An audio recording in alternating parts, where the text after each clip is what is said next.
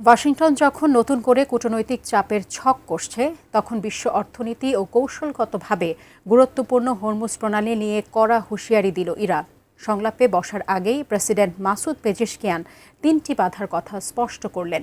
আলোচনা নাকি অবরোধ, কোন পথে হাঁটছে ইরান যুক্তরাষ্ট্রের সম্পর্ক, এ নিয়ে বিস্তারিত জানাচ্ছেন ত্রিবেণী তনু।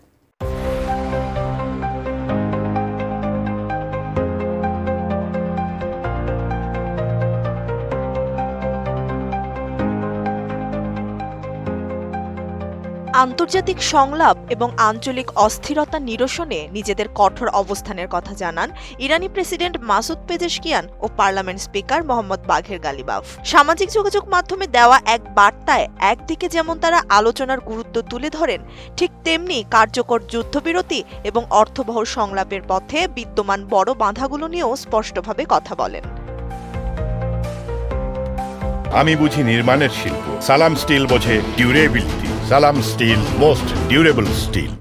প্রেসিডেন্ট মাসুদ পেজেশকিয়ান এক পোস্টে জানান, ইরান সবসময় সমঝোতাকে স্বাগত জানিয়ে আসছে, তবে কার্যকরী সংলাপের ক্ষেত্রে ৩টি প্রধান প্রতিবন্ধকতার কথা উল্লেখ করেছেন তিনি।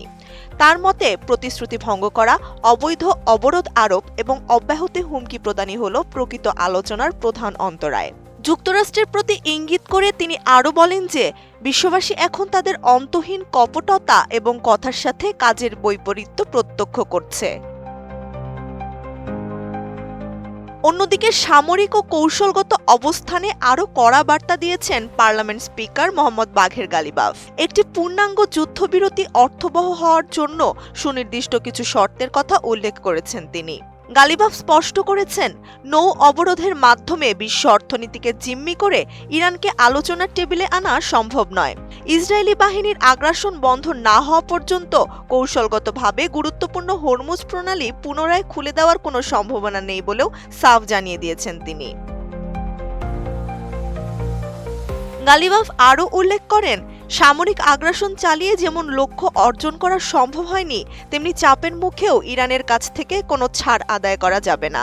ইরানি জাতির ন্যায্য অধিকার মেনে নেওয়াই সংকটের একমাত্র সমাধান বলে তিনি মনে করেন।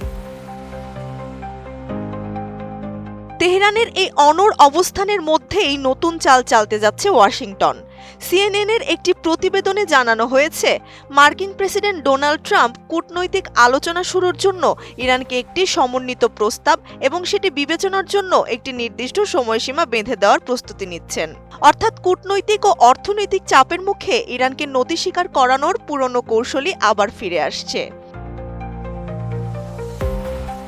ইরানের পক্ষ থেকে স্পষ্ট করা হয়েছে, সামরিক শক্তি প্রয়োগ বা অবরোধ দিয়ে কোনো ছাড় আদায় করা যাবে না।